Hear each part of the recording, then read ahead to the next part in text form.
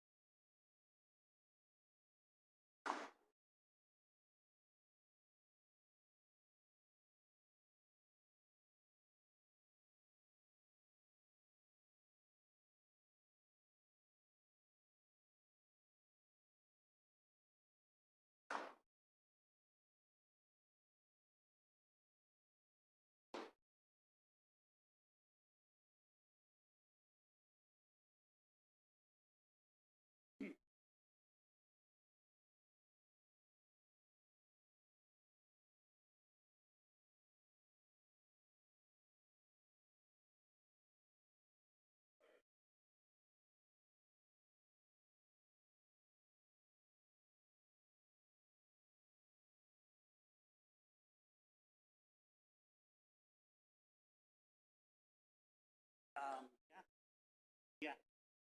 Um,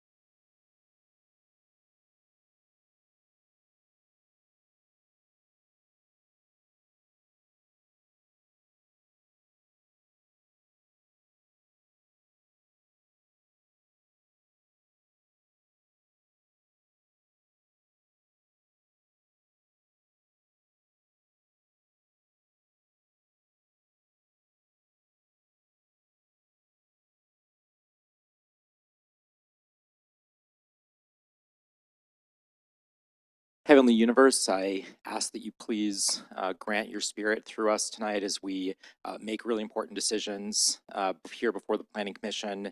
It looks like we have a beautiful room of filled room tonight with a lot of different folks. And so I'd ask that you bring your guidance and knowledge and help us to really inspire correct decision making. Amen.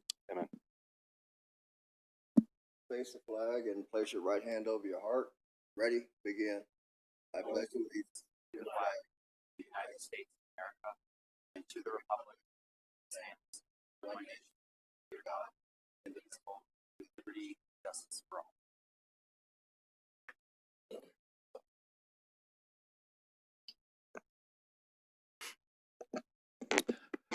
Next item will be general public comments. These would be any comments to be heard by the commission on items that are not on tonight's agenda. Do we have any speaker cards for general public comment? We do not. Okay, then I will close that general comment public hearing and we'll move on to agenda item number 1. If we could start out with the staff report, please. Of course, thank you, Chairman Kurth, fellow commissioners. Item number 1 is plan case number PLAN 25-00006. This is an amendment to the Civic Center Sustainability Specific Plan to redesignate approximately 20 acres of the specific plan from office campus to civic commercial on property generally located south of Lorraine Drive, east of Valley Center Drive, and west of Atstar Drive. It also includes an amendment to the land use table of the Civic Center specific plan to conditionally permit new vehicle sales within the Civic Commercial Zone District, and a conditional use permit with an environmental exemption to allow for new vehicle sales on property located at 14444 Atstar Drive. The applicant is proposing to establish a new approximately 89,000 square foot power sports sales, parts, accessory, and service facility.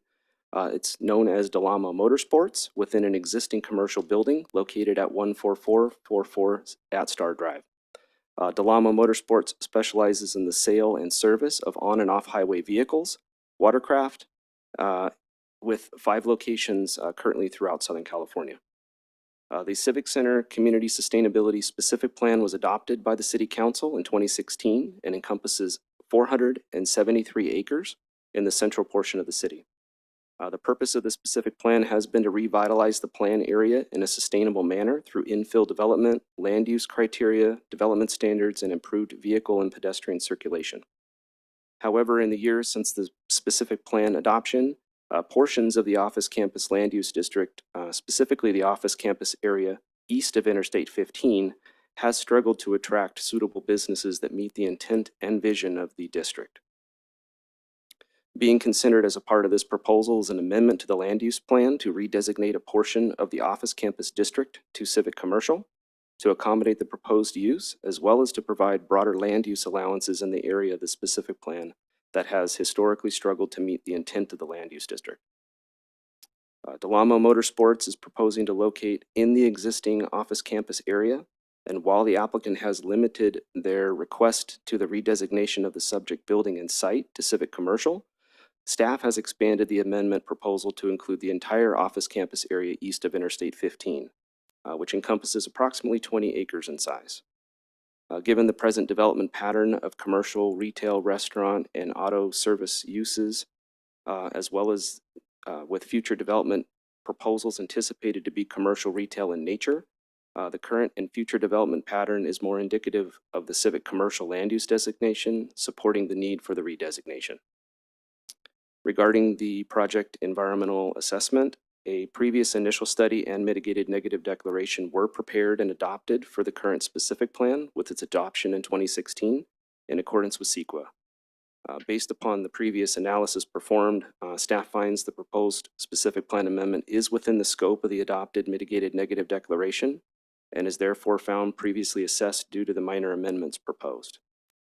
For the conditional use permit portion of the proposal, staff finds the project is exempt pursuant to section 15301, which allows a categorical exemption given the location is within a developed site that has historically operated as a commercial retail building. Lastly, staff would note, since the proposal includes a specific plan amendment, the Planning Commission serves in a role as a recommending body to the City Council pursuant to government code. A recommendation of approval of this item will require a more than a majority vote and will require the affirmative vote of not less than 3 commissioners to be recommended to the City Council. Therefore, staff recommends that the Planning Commission conduct a public hearing, receive a testimony regarding the proposed project, and take the following actions. Find the specific plan amendment portion of the project previously assessed in accordance with the California Environmental Quality Act, section 15070, and find the conditional use permit portion of the project categorically exempt pursuant to CEQA section 15301, existing facilities. Adopt resolution number P-25-011, recommending City Council approval of the specific plan amendment portion of case number PLAN 25-00006 to redesignate approximately 20 acres of the Civic Center Community Sustainability Specific Plan from office campus to civic commercial, and to conditionally permit new vehicle sales within the civic commercial land use district. Adopt resolution number P-25-012, recommending City Council approval of the conditional use permit portion of case number PLAN 25-00006, subject to the attached conditions of approval. Staff, as well as the project applicant, are present should the Planning Commission have any questions. Thank you. Does the Planning Commission have any questions for staff at this time? None? Okay. Then I will go ahead and I'll open up the public hearing on agenda item number 1. Is the applicant or representative here? And if so, do you have any questions? Any questions for us? Any questions for the applicant? No? Okay. Do we have any other speaker cards? We do not. Okay, then if there's no one here to publicly testify, then I will close the public hearing and I will bring this back to the Planning Commission for any final deliberation and a determination.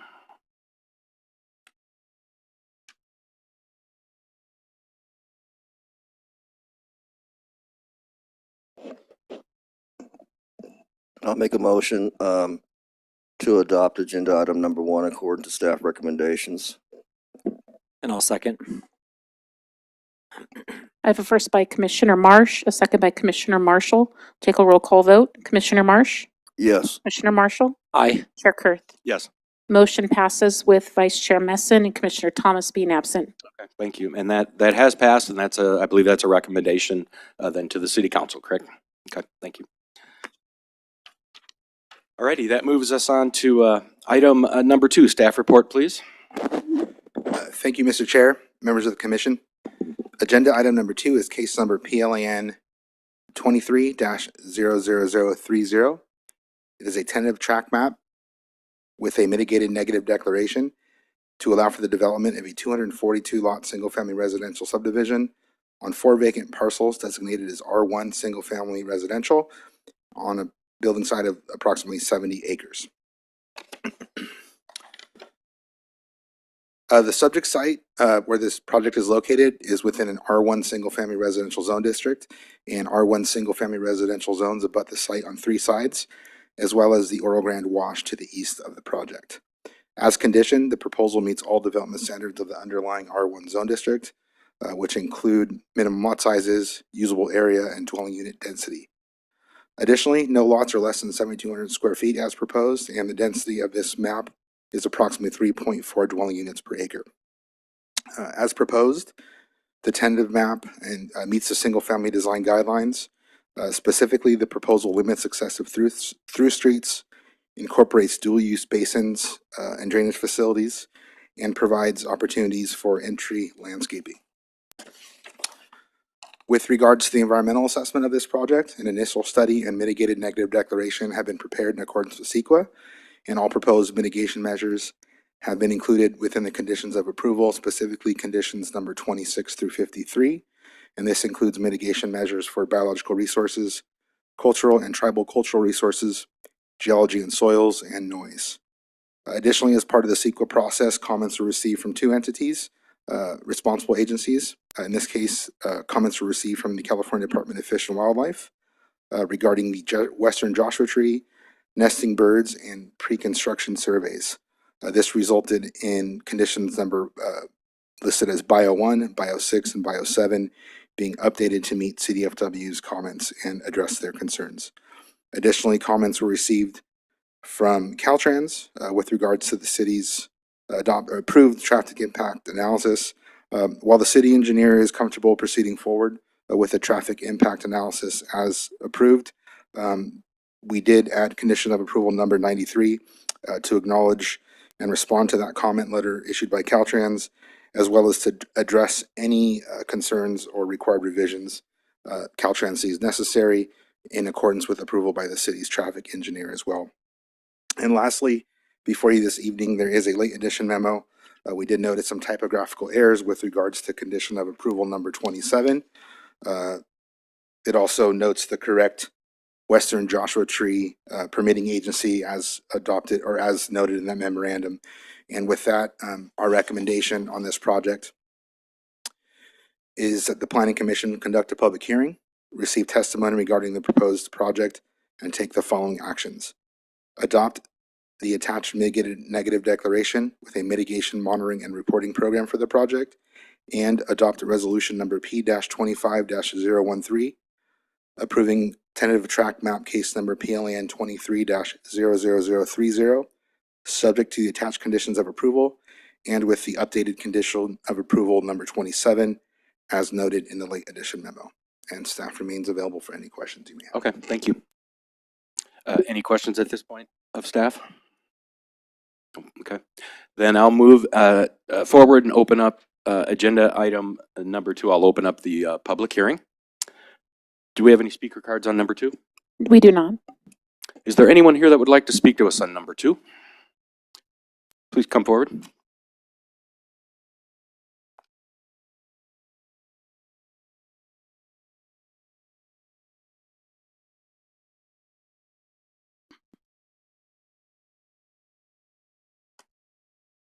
Hello, everyone on the Planning Commission. My name is Timothy Rufi, and I'm representing the project applicant. Thank you all for the opportunity to speak today. I just have two small minor requests to change the conditions of approval for this project. I think you all have it in front of you there. The first one I would like to request a minor change to is condition number 32 on page 7.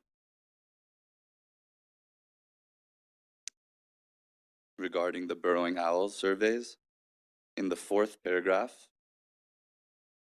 the first sentence states, should burrowing owl be located during pre-construction survey, the project would result in the loss of at least 65.55 acres of occupied habitat for burrowing owl, and impacts shall be authorized and fully mitigated as determined by CDFW through a CESA ITP. The project applicant has no issue with following CDFW's guidelines for the ITP.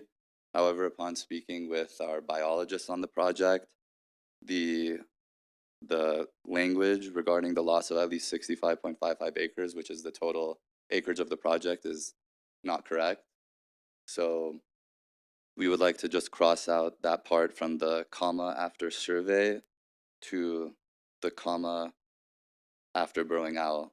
So that way, the project applicant is still required to do whatever CDFW requires of them. Just leaves it open for CDFW to determine the proper acreage. And you said there was another? Yeah, there was one more. The other request is for condition of approval number 64A on page 13, where it says, new construction of approximately 2.8 miles of 8-inch water main. Our civil engineer just wanted to clarify that statement by adding a few words at the end of the sentence, within project boundary. So that way it's clear that the water line is supposed to be, for the houses and underneath the streets on the project site. Not to be misunderstood in the future to build pipelines to some remote location like 2.8 miles away.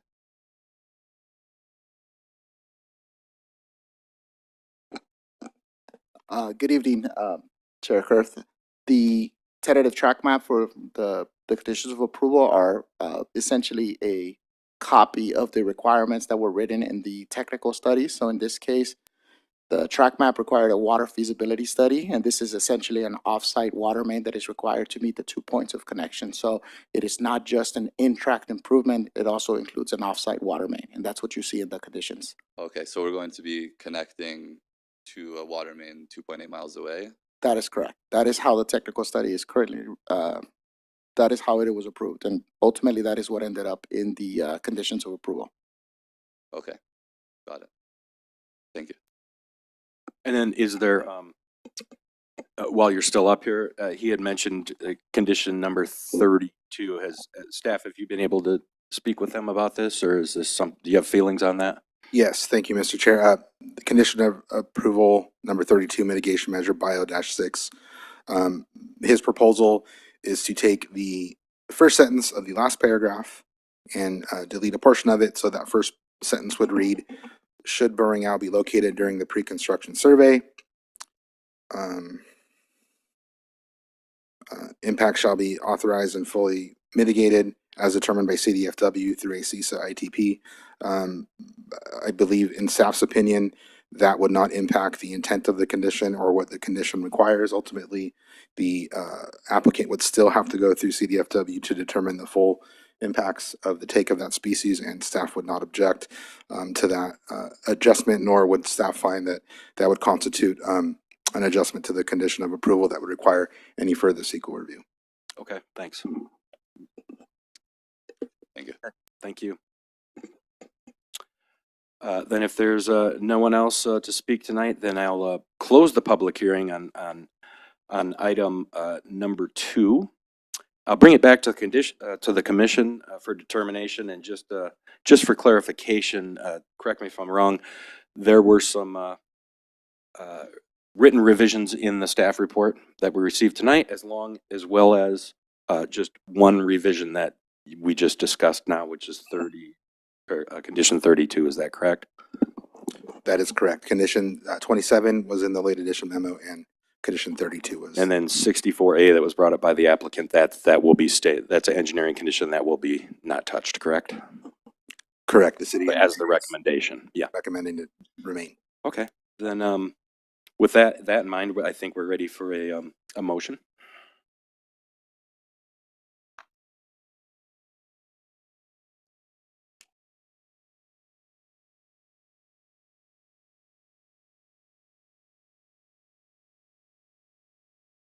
I'll make a motion to. Sorry about that, I didn't have my mic turned on. I'll make a motion to approve agenda item number 2 according to staff recommendations. And is that to include the condition, the revised condition 27 and 32? That'd be my motion. Okay, and I'll second that. I have a first by Commissioner Marsh, a second by Commissioner Marshall. I'll take a roll call vote. Commissioner Marsh? Yes. Commissioner Marshall? Aye. Chair Kurth? Yes. Motion passes with Vice Chair Messon and Commissioner Thomas being absent. Thank you. So that was item number 2, then that one has been approved. That moves us to item number 3. Staff report, please. Yes, thank you, Chairman Kurth, fellow commissioners. Item number 3 is plan case number PLAN 23-00018. This is a site plan with a California Environmental Quality Act Section 15183 determination to allow for the development of an approximately 231,500 square foot pet treat manufacturing facility on 10 acres of undeveloped property zoned M2 heavy industrial. The site is generally located 280 feet south of Nisqually Road and east of an abutting Hesperia Road. The proposed manufacturing facility will be approximately 231,500 square feet in size and comprised of 211,860 square feet allocated to warehouse and manufacturing space and 19,588 square feet of ancillary office space provided across 2 floors. Site improvements will be comprised of 10 total truck dock positions, 3 grade doors, 211 auto parking stalls, and related site, landscaping, drainage, and street improvements. The facility has been designed to house the American Jerky Company, a dog treat manufacturing plant which produces freeze-dried dog treats from human-grade ingredients. The facility is anticipated to be operational 24 hours a day, 5 days a week, and employ up to 450 workers. The dog treat production process begins with human-grade food, raw materials, mainly chicken, that arrive and are stored on-site frozen. When the food is removed from the freezer, it is defrosted, mixed with other fruits and vegetables, and formed into the desired dog treats. The pieces are then put through dehydration units where they are dried, then steamed and or cooled before they're packaged as finished products. Access to the project site would be provided by 3 driveways, one primary shared truck driveway along Nisqually Road and a second shared driveway along Hesperia Road, both of which are circulation element designated roadways, allowing both inbound and outbound access. These access points are shared with the adjacent fuel station, which also serves commercial truck traffic. Additionally, the facility will have a single dedicated passenger vehicle driveway along Hesperia Road intended for employees and guests, However, the site is designed for passenger vehicles to also access the site from both shared driveways previously mentioned. Staff finds the facility is well designed in accordance with the city's industrial design guidelines and incorporates architectural enhancements and features such as wall plane and parapet height variation, panel reveals in the tilt-up walls, and enhanced office entries that include additional wall plane variation, canopies, and panel inlays. Regarding the environmental review, the project has been assessed in accordance with CEQA guidelines, section 15183, which is a streamlined environmental review process that may be utilized for projects that are consistent with the development density established by existing zoning, community plans, or general plans for which an EIR was certified. Projects that meet this criteria are not required an additional environmental review, except as might be necessary to examine whether there are project-specific significant effects that are peculiar to the project or its site. As discussed in the staff report, the project was reviewed in accordance with section 15183, and the appropriate CEQA checklist was prepared, including a comprehensive environmental evaluation of the project as documented in the attached reports and special studies. These reports concluded the project qualifies for an exemption from additional environmental review, given the project is consistent with the development density and use characteristics established by the City of Victorville's general plan and as analyzed in the City of Victorville General Plan Program EIR. The required findings pursuant to CEQA guidelines section 15183 have been included in the project resolution. The Commission received a late memo on this project tonight that included a comment letter received on behalf of the organization Supporters Alliance for Environmental Responsibility, which has expressed concerns the project did not adequately address the potential environmental impacts. The applicant's consultant has prepared a response to these concerns, refuting the comment received and confirming the environmental assessment has addressed all project-specific effects. Lastly, should the Planning Commission be inclined, the applicant has prepared a presentation for the Planning Commission's consideration that will provide additional information on the proposal. Therefore, staff recommends that the Planning Commission conduct a public hearing, receive testimony regarding the proposed project, and take the following actions.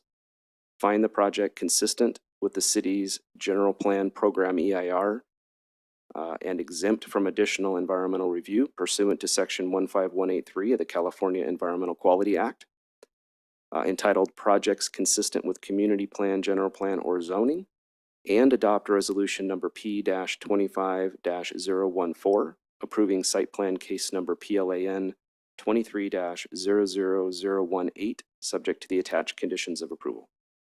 Staff and the project applicant and their environmental team are present. Should the Planning Commission have any questions? Thank you. Before the presentation, does the commission have any questions for staff? Seeing none, okay, then I will, I'll open up the public hearing and I'll welcome the applicant with the presentation. Good evening.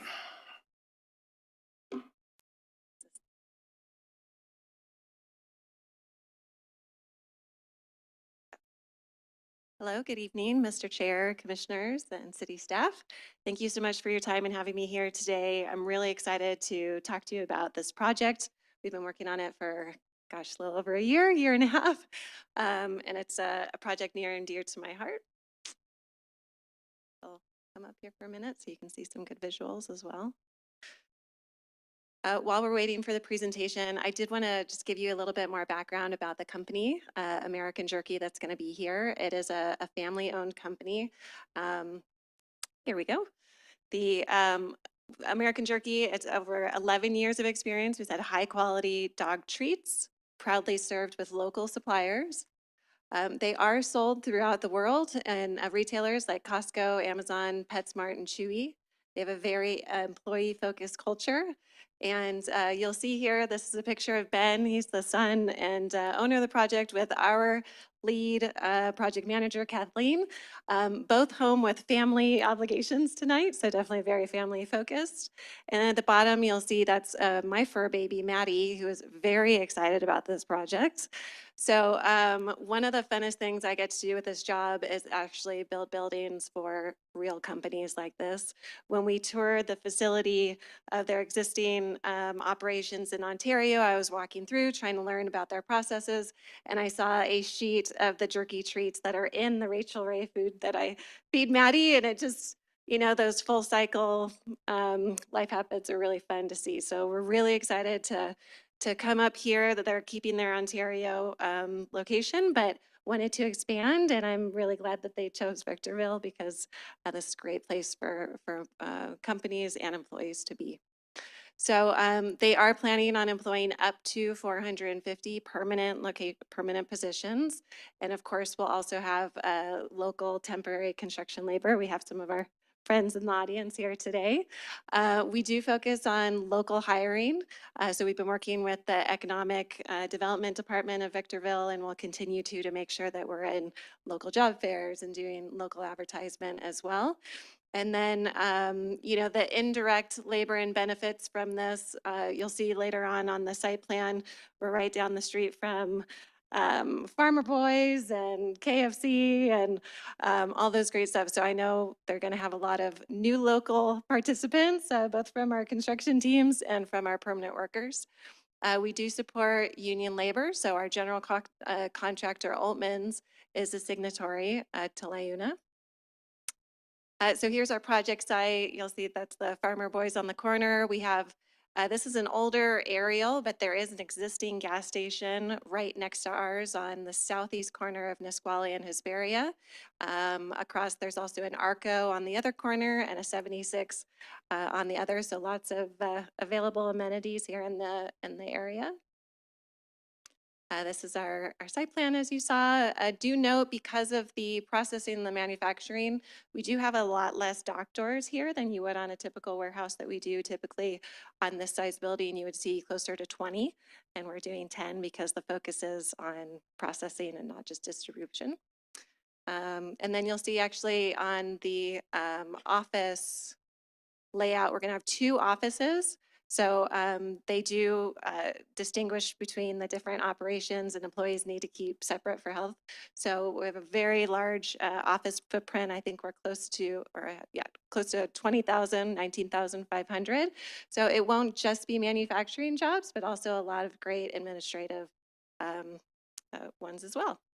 We, both at ECM and the owner, American Jerky, we have a high focus on sustainability efforts. So we over complied with our climate action plan with high efficiency heating, cooling, lights.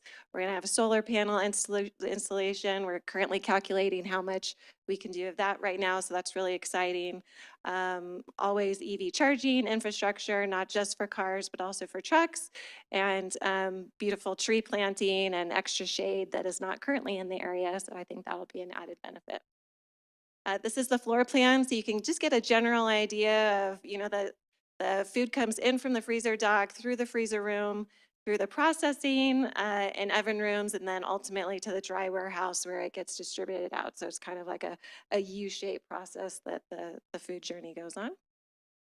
You already saw those in Travis's, and then this is a rendering that we had. So we did pay extra attention to that office. We wanted to really have a presence. We got a lot of glazing and have us someplace that people will be proud to walk up and work in every day with a lot of natural light. So that's it. So thank you very much for allowing me to talk. I really appreciate it, and we're looking forward to being here. And then for a little bit of homework, I did just notice on the conditions of approval for the engineering, we had 2 items that might have gotten changed in plan check. I don't know if I need to mention that here or if that's something that is always finalized in design down the road. Good evening, Emily. Good to see you. So the plan checks that have been done through our building department have been at-risk plan checks. Correct. So the conditions of approval that are being approved today are essentially going to be what is ultimately reviewed in the final plan check before final plan approval. Okay. So if this is recommended, but then you review and something else is needed, then that's okay. Correct. But if there is a discrepancy, by all means, let us know and we can address them if need be. Okay, great. We can do that outside then. Okay, great. That's all I had. Or do you have any other questions? For Do me you guys have any now? questions for the representative? Yeah, Emily, thank you so much for this. Just a comment. I think that this looks like a great project. I like the fact that there's solar on the roof. I like the fact that, I like the family-owned aspect to it, and I think that this is going to make the community better. I like the thought that's gone into it, and also the fact that you're employing union labor. So, yeah, this looks really good. Thank you. Awesome, thank you. I had one, just one question, maybe just a clarification on the process. Sure. Actually, in the past here in Victorville, there is a dog food manufacturing plant. Yeah. And there were there were issues for quite a while with smells, exhaust. Can you speak a little bit about that process? I understand this is freeze dried, so I don't think there's intense cooking, That's correct. but there's drying and there's probably venting. Are you aware of any smells that would come There that isn't, get and that's a exhausted? good question. I should have proactively said that. We did a separate odor study to prove that there would not be any odors that would go beyond our PL. In the case there is a mitigation plan just in the off, but all of the product, it comes in frozen. So that's why on the left side of the dock, you'll see it comes in already through the dock and through the doors, completely sealed and frozen.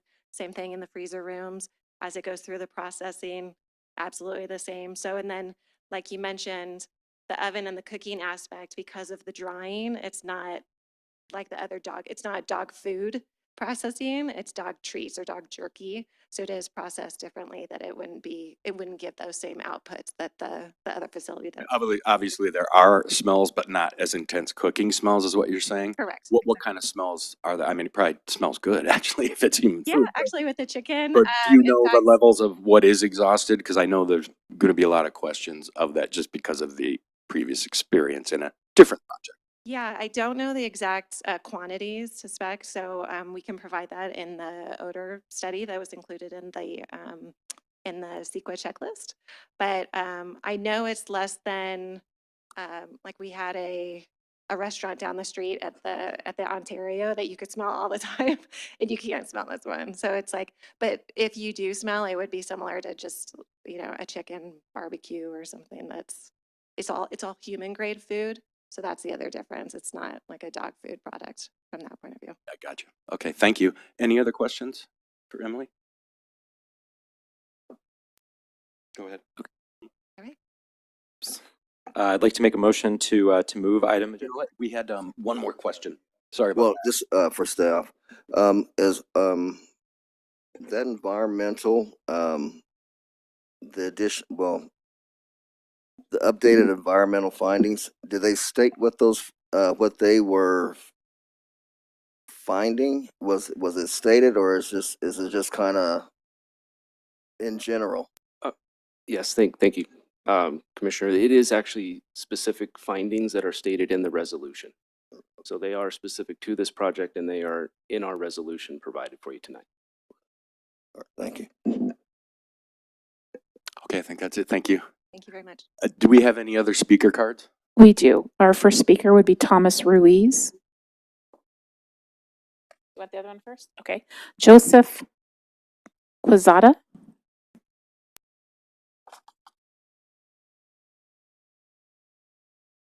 Good evening, council members. My name is Joseph Quesada, union representative of Labor's Local 73. We represent the men and women in the construction field that live in the surrounding areas. I'm here in favor of this project. This project will allow local members who live in the city of Victorville to work closer to home where they can be with their loved ones. A project like this will allow members to gain a career in the construction field. So once again, from Labor's Local 73, we fully support this project. Thank you.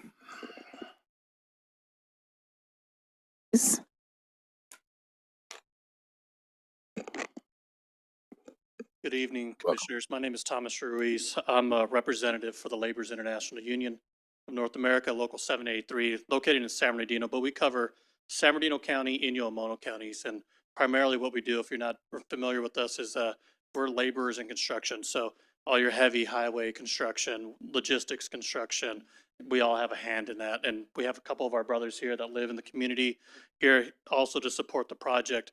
What we find as laborers is that we're always traversing through down the hill or to Orange County, Los Angeles, Inland Empire to find work. There's not always a whole lot of opportunities up here in the high desert, as we call it.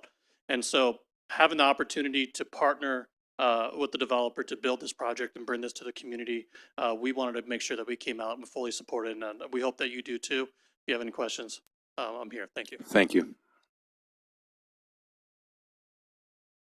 That is all the speakers we have. Okay, thank you. I will close the public hearing, and I'll bring it back to the commission for a determination. Yes, I'd like to make a motion to approve agenda item 3. I'll second. I have a first by Commissioner Marshall, a second by Commissioner Marsh. We'll take a roll call vote. Commissioner Marsh, Yes. Commissioner Marshall, Aye. Chair Kurth. Yes, Motion passes with Vice Chair Messin and Commissioner Thomas being absent. that is passed. Good luck on that exciting project. Thank you.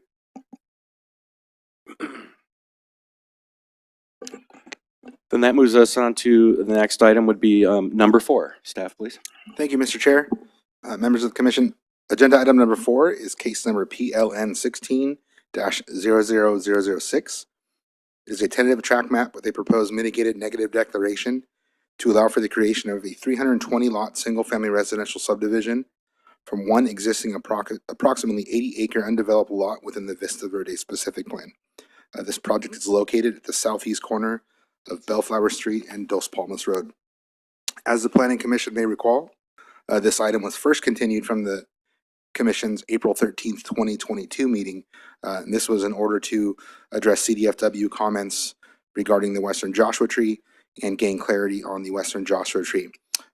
Since that time, the Western Joshua Tree Act was adopted, and we moved to a meeting in April 9th, 2025, at which time this was subsequently continued again at the request of the applicant in order to address conditions of approval proposed by the engineering department. At this time, staff has worked with the applicant, and the proposal is now in a position to proceed. The applicant does not have any additional objections to the proposed conditions of approval at this time as presented to the Planning Commission. This site is unique in that it's located within the Vista Verde specific plan, and it consists of actually 3 separate planning areas within that specific plan. So this tract comprises areas of very low residential, which allows 7,000 square foot minimum lot sizes. It includes areas of low residential, which includes 6,000 square foot lot sizes, as well as medium low residential, which includes 5,000 square foot lot sizes. Staff has determined that this proposal complies with the maximum lot counts and densities outlined for each planning area within that specific plan. And actually, it reduces the total amount of lots that were otherwise approved by the specific plan by 74 lots. As conditioned, the proposal meets all requirements of Title 16 not otherwise addressed in the specific plan. This includes single-family guidelines and includes areas and design features such as limited excessive through streets, varying lot widths and lot sizes and lot configurations throughout the development, dual-use drainage facilities, as well as entry landscaping.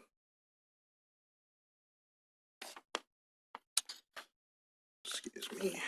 With regards to the environmental assessment, an initial study and mitigated negative declaration were prepared for this project. And in accordance with CEQA, this resulted in conditions of approval number 24 through 52 being included in the proposal, which address biological resources, cultural and tribal cultural resources, greenhouse gas, hydrology and water quality, as well as transportation. In addition, as part of the review process through CEQA, comments were received from the California Department of Fish and Wildlife, or CDFW, and this addressed surveying methods, jurisdictional waters, and the Western Joshua Tree, ultimately resulting in conditions of approval number 24, 25, 30, 33, 35, and 37 being updated accordingly. Additionally, comments were received from the 29 Palms Band of Mission Indians that requested that a Native American monitor be present during ground disturbing activities. This was also addressed via conditions of approval and included as condition of approval number 51. Lastly, a comment was received from the public on this project as a result of city notices sent to property owners within the 300-foot radius of the site. The comment notes concerns with views, crime, traffic, and schools. However, staff would note that given the site's historical underlying residential zoning, design in accordance with the development code, required roadway improvements, as well as required payment of development impact fees, that the noted concerns with crime, traffic, and schools are anticipated to be addressed accordingly when development occurs. Additionally, while the views of the desert landscape will be impacted with this development, residential development has been planned for this site for decades, and those impacts have been analyzed and understood by the city's approving authorities for the same amount of time, most recently in conjunction with the city's housing element and our addressing arena numbers. All of these items were addressed in the updated EAR document for the general plan, and no additional mitigation is proposed at this time. That being said, staff recommends that the Planning Commission conduct a public hearing, receive testimony regarding the proposed project, and take the following actions. Adopt the attached mitigated negative declaration with a mitigation monitoring and reporting program for the project, and adopt a resolution number P-25-010, approving tentative track map case number PLN 16-00006, subject to the attached conditions of approval. And staff is available for any questions you may have. Thank you. Any questions so far on number 4? Yeah, I was just wondering if there was any public space that's in here, because I'm not off the top of my head seeing it, and I'm wondering just sort of if there's any way that the city can start to maybe consider that, and this might be just like an offline thing, but I'm just curious if I'm missing it, because I saw it on the last project, and so I was just curious. Sure, absolutely. Thank you, Commissioner Marshall. It's not identified as in the last track map we see, but Basin 1 is identified, also called Lot H, and has open space potential there in the form of a dual-use basin. And then the wash that traverses the site is conditioned to include a walkway along that corridor to connect north and south in the future to provide that extra recreational amenity. Okay, awesome. Yeah, I think just a quick comment. I think it's important that we have as much public space for any of the new developments. Just kind of, I think that we're moving to need to walk and stuff like that. So, thank you. Okay, then I'll go ahead and I'll open up the public hearing on agenda item number 4. So you have a speaker card? He does not. Okay, that's okay. No, that's okay. Hey, good evening, Commissioners. My name is Greg Kwan from RY Properties. On here on behalf of the applicant. First, I'd just like to thank the Planning Department and Engineering for working with us on the project, and I'm here to answer any questions you may have. Thank you. Any questions for the applicant's representative? I don't think so. Thank you for being here. Thank you. Any other cards? No. Okay, thank you. Then I will close the public hearing and bring this one back to the commission.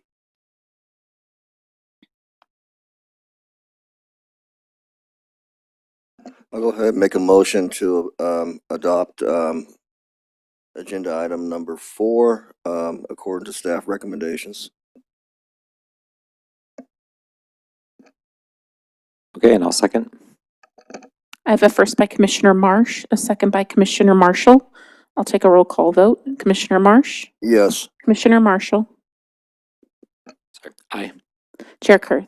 Yes. Motion passes with Vice Chair Messon and Commissioner Thomas being absent. Thank you. Congratulations. Good luck on that project. And that moves us to the new business item, the hotel occupancy update. I'll turn that over to staff. Thank you, Mr. Chair. Agenda item number 5 is a new business item regarding the hotel occupancy here in the city of Victorville. At the Planning Commission's April 9th, 2025 meeting, the Planning Commission requested an update on the city of Victorville's hotel occupancy rates and associated hotel data. While city-specific data was unavailable at this time, we were able to locate state, county, and regional level data from various sources, and this shows that the average hotel occupancy rate in the city is approximately 63% at this point in time. Staff's inability to procure city-specific hotel data was due to a variety of factors, including the most readily available data being provided provided at that state, county, regional level, data being tailored to specific hotel type. This would be whether it's an extended stay, what level of hotel it is, a luxury hotel, resort hotel, et cetera. And additionally, costs associated with seeking city-specific data that would address all hotels in the city. And as you can imagine, with the varying types of hotels we have in the city, it raised a bit of a question of how would that data be most effectively utilized in as much as if we have a budget-friendly type hotel compared to a business-friendly type or an extended stay, it may not be the apples to apples comparison that the Planning Commission needs to consider when looking at new hotel developments moving forward. So given those various factors, hotel type, location, current market conditions, and that impact hotel development, staff's finding is that a market analysis for each specific hotel project is warranted moving forward for items that are presented to the Planning Commission. And with that, we actually did make a recommendation that the Planning Commission review and file the hotel occupancy update and request that a market analysis be submitted in conjunction with any future entitlement submittal that includes a new hotel development. And with that, staff is available for any questions. Okay. Yeah, thanks for that. I looked through all of that. That was quite a bit of information attached, with this review and file item. Thank you for putting all that together. Do the commissioners have any questions at this time or comments? No. Okay.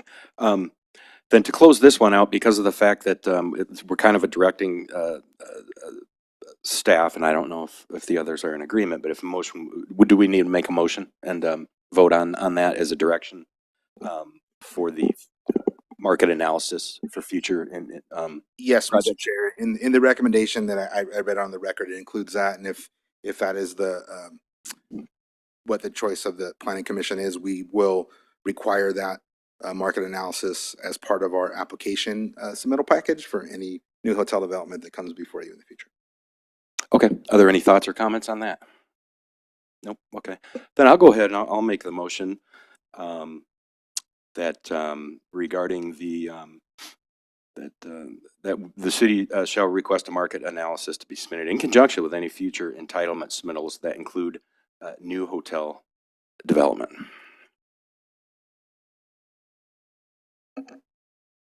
I'll second. I have a first by Chair Kerr, the second by Commissioner Marshall. I'll take a roll call vote. Commissioner Marsh? Yes. Commissioner Marshall? Aye. Chair Kurth? Yes. Motion passes with Vice Chair Messin and Commissioner Thomas being absent. Okay. Will that work for number 5 then? Okay. I think that wraps it up. Any reports or thoughts as a wrap up, Commissioner Marsh? Commissioner Marshall, nothing? I have nothing either. Anything from staff? Yes, Mr. Chair, just one update. The Victorville 101 bus tour, signups for those are live on the city's website. If you haven't had an opportunity to attend one, it's a free 4-hour guided tour for community members to essentially gain a behind the scenes look of the city. We go to various city facilities throughout the city. It's on an air conditioned bus, so you're not gonna be too hot there. There are dates of the 4th, 5th, and 18th available, and if you're interested, you can register on the city's website. And is that basically the same tour that they have done in previous ones like last year when they did the first one? Correct. Minor adjustments to reflect anything that's changed or new in the city. Right. But essentially, it's the same. Okay. Yeah, I was lucky enough to attend that one, the very first one. And if you haven't been on that one or know someone that might be interested, it's well worth the 4 hours. You're seeing pretty much everything that's big projects and, all the stuff throughout the city. And all the city experts are there on the bus, giving overviews as you tour and drive through the streets and stop and go into Wellness Center, SCLA, et cetera. It's really beneficial for anyone. So keep that in mind. Now is this a party bus or? Yeah, it can be. It certainly can be. June 4th, 5th, and 18th. The information's on the city website, and if needed, feel free to contact our planning staff and we can point you in the right direction.